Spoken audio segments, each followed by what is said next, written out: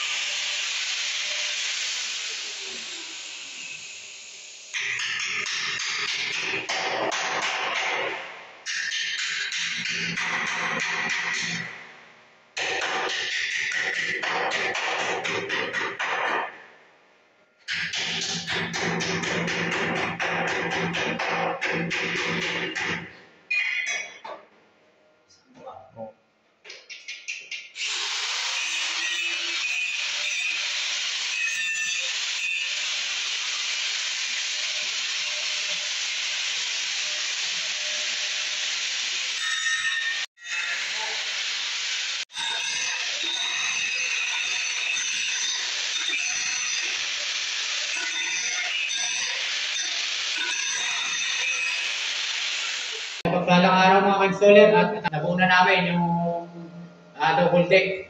Ayan. Meron tayong time-lapse na video. Panuorin na lang natin yung time-lapse. Dahil nga nabuo na natin to, kailangan natin pinturahan yung ating double deck. Ito nga pala yung ginamit namin mga ka-installer na pintura. Gumamit kami niyang Gilder Epoxy Primer.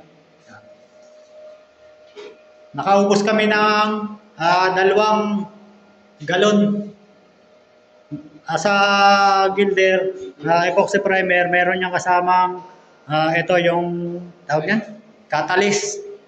Sa 1 galon may catalyst at gumamit rin kami na epoxy reducer. Pangalo yan para pag matigas-tigas na yung medyo makunat na ipahid.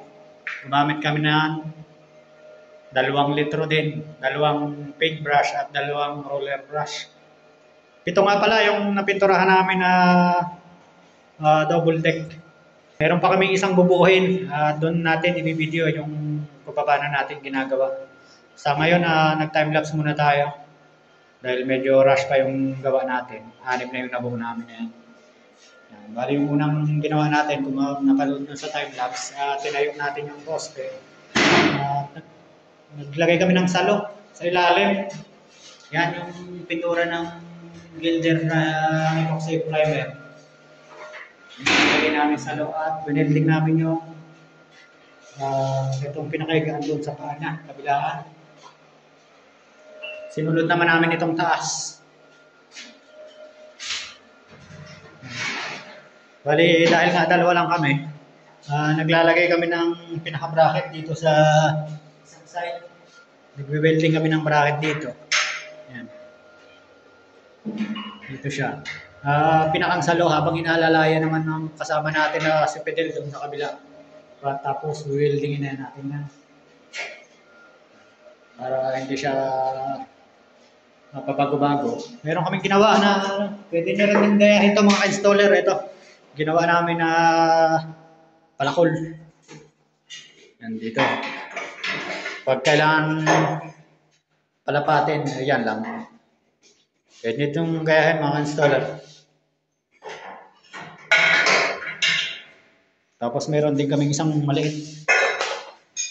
Yan. Ginagamit naman to sa 1 by 1.